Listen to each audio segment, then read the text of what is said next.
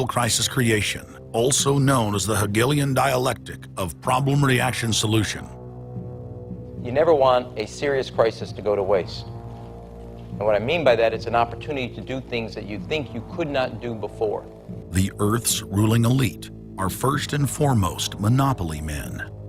The founder of the Rockefeller clan summed it up simply when he said, "Competition is a sin." Rockefeller himself said that competition was a sin. And people quipped at that, thinking it was one of his little jokes. He made many jokes about saving pennies and stuff like this.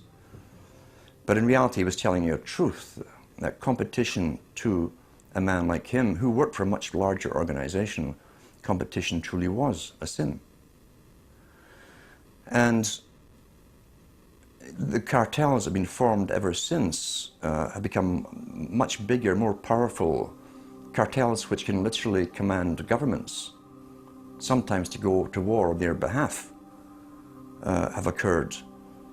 The economic crash of 2008 and 2009 was an engineered crisis designed to cripple sovereign nations globally to make way for a world currency and a new bank of the world. China's holding, what, 1.5 trillion worth. All over the world, they're holding U.S. currencies. They want to get out of them in a way where they're not going to lose on their investments. There's going to be a world currency. There's going to be a new reserve currency. They're going to push it through the IMF. That's going to be the banksters that are going to be in charge of it. It's going to happen, and it's going to happen sooner rather than later. There was also a question to Geithner. Do you think that the U.S. dollar ought to be replaced? And he blew it. He had a moment of candor where he said, yeah, we're considering that. So on that day, the dollar went down 1% within a couple of minutes. Chinese government proposal about a global currency and about the IMF regulations, the new IMF idea about the general agreements to borrow and having a faster ability to disperse to the emerging markets. As I understand this proposal, it's a proposal designed to increase the use of the IMF's special drawing rights. We're actually quite open to that suggestion.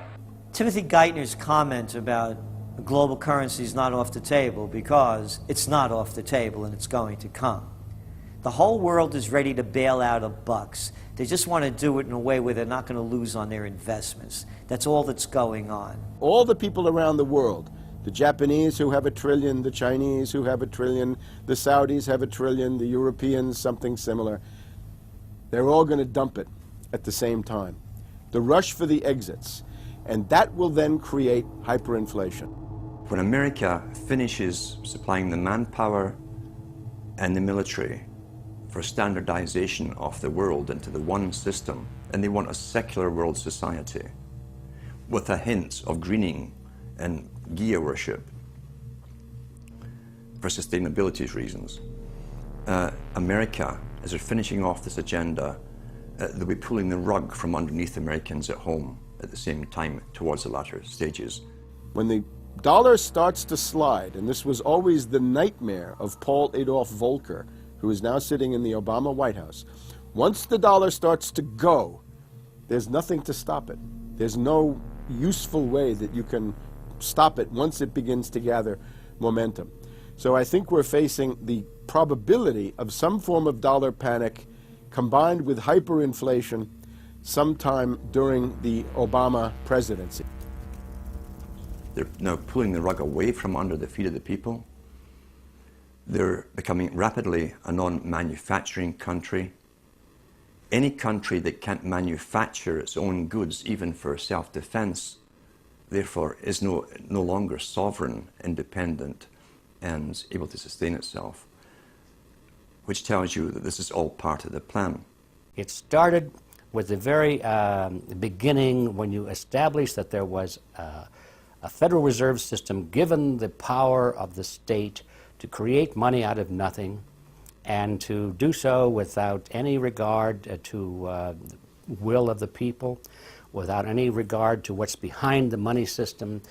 In other words, strictly political and economic motives for the bankers and the politicians. Once you granted that power to a group, the Federal Reserve System, the economic crisis was inevitable. This has happened before. Every time in history when the government was given the power, or a group of banks in conjunction with the government was given the power to expand the money supply at will, those economic systems always wound up in crisis and always collapsed.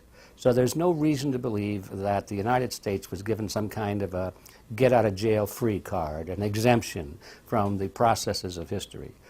So the economic crisis began at the very beginning, and as a matter of fact, when the founders of the Federal Reserve System met on Jekyll Island back in 1910 and were drafting the Federal Reserve Act, one of the things they discussed was how to pass on the inevitable losses to the taxpayers. They knew that inevitably something like this would happen, and they knew that there had to be some way to get out of it without destroying the banks, of course, because they were the banks. And they said, aha, we'll go into partnership with the government, we'll take our cartel agreement and pass it into law, call it the Federal Reserve Act, and we'll make the taxpayer come online and be responsible to bail us out if and when the failure finally comes. Who's going to soak up the derivatives? Who's going to soak up the debt? Who's going to be penalized? And right now, it looks like Wall Street's getting bailed out, and the little guy in the middle of Main Street America are all going to pay the penalty. Can the economy be turning around here? Are happy days here again? And can we actually have growth without jobs? Is this an oxymoron, jobless recovery? We're going into the greatest depression. There will be no job growth. Unemployment will continue to escalate. Along with it, so too will crime, poverty, kidnappings, boss snappings. And the more things spin out of control, the harder the hammer is going to come down by the federal government to keep everyone in control. Power is much, much more important to them than money is. Money is only a way to the means. Power is the end result.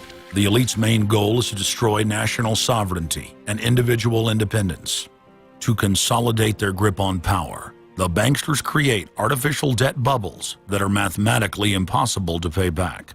These are those sinister, toxic assets, the complex financial instruments that they talk about but never really name. They're paper based on paper. They're credit default swaps, collateralized debt obligations, mortgage-backed securities, asset-backed securities, structured investment vehicles, auction rate securities, and so on down the line. It's an immense mass of cancerous, fictitious, speculative paper, bloated in value, impossible to bail out. Triage the derivatives on their books. There's no way to bail out a $1.5 quadrillion black hole of derivatives, but nevertheless they tried. The Wall Street cronies are crooks. If you leave the vault to the bank open, these people are going to help themselves. The job of the government is to make sure there's somebody there to make sure the vault is closed, and very few people have the combination.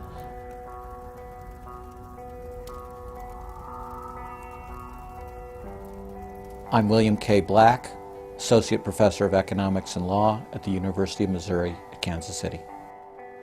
I was a senior regulator in a number of different positions during the heart of the savings and loan crisis.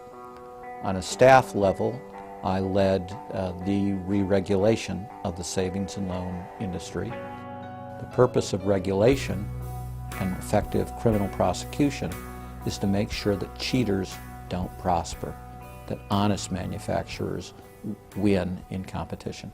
The primary driver of the current crisis is accounting control fraud. These are frauds led by the CEOs of the major lending institutions and major banks and institutional buyers of toxic waste product.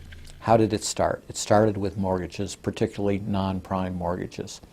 In September of 2004, the FBI warned that there was an epidemic of mortgage fraud, their words, and that